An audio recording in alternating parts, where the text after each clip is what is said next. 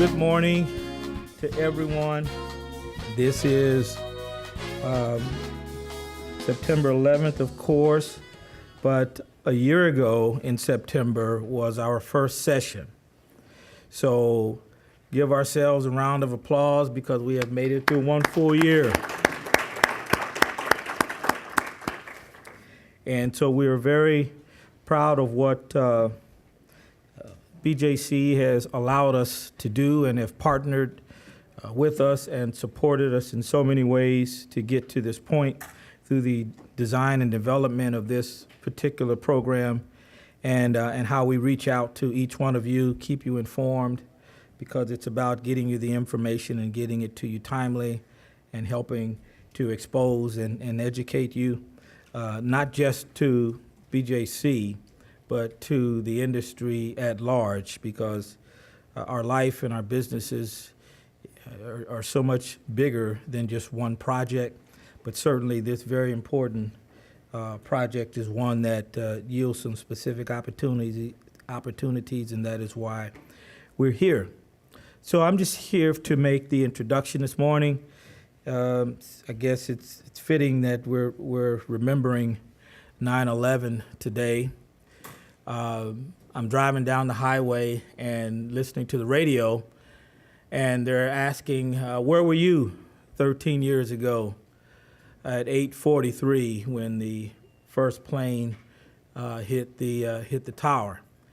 And I so vividly remember I was eastbound on Highway 70 at just past Grand going east when I heard on the radio, the plane hit the first tower, and just how shocked I was, not knowing whether or not we were really just being attacked or if it was some turboprop plane that went awry and hit a building. I was actually planning on that 9/11 day to board a plane myself that evening, to go to Washington, D.C. for a presentation to Marriott International, their design and construction group. So needless to say, that trip did not happen that day. But just interesting when you allow your mind to reflect 13 years ago and what you were doing at this time. Today we're going to talk about a couple of different things. Sandra and Arthur are going to cover keeping your toolbox and capacity building warehouse data current and some of the elements and programs involved with that.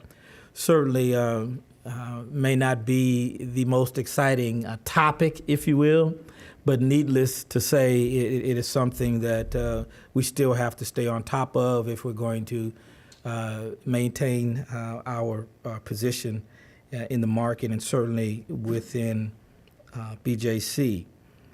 And then Arthur is going to also cover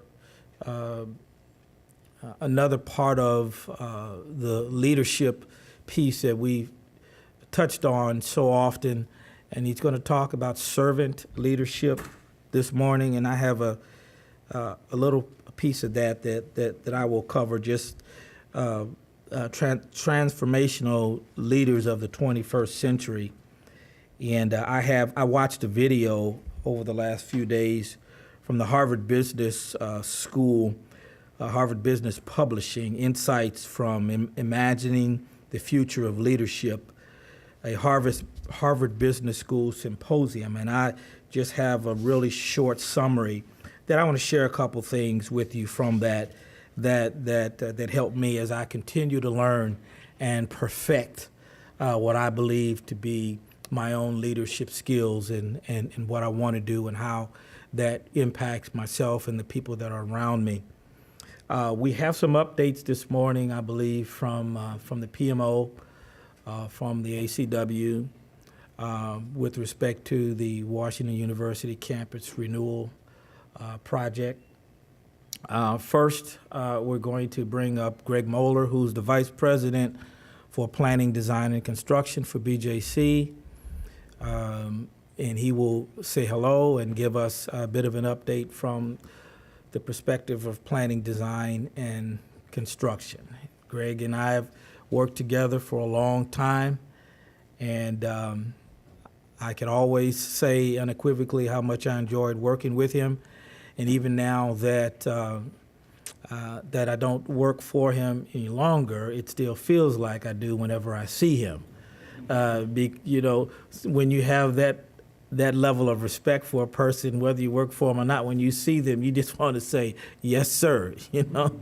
So, but Greg's been a great friend and a great leader in my life, and certainly I would not be able to stand here with all the things that I'm attempting to do right now in my life without people like Greg, who believed in me at a time when I needed someone to believe in me and say, you can do it. We believe you.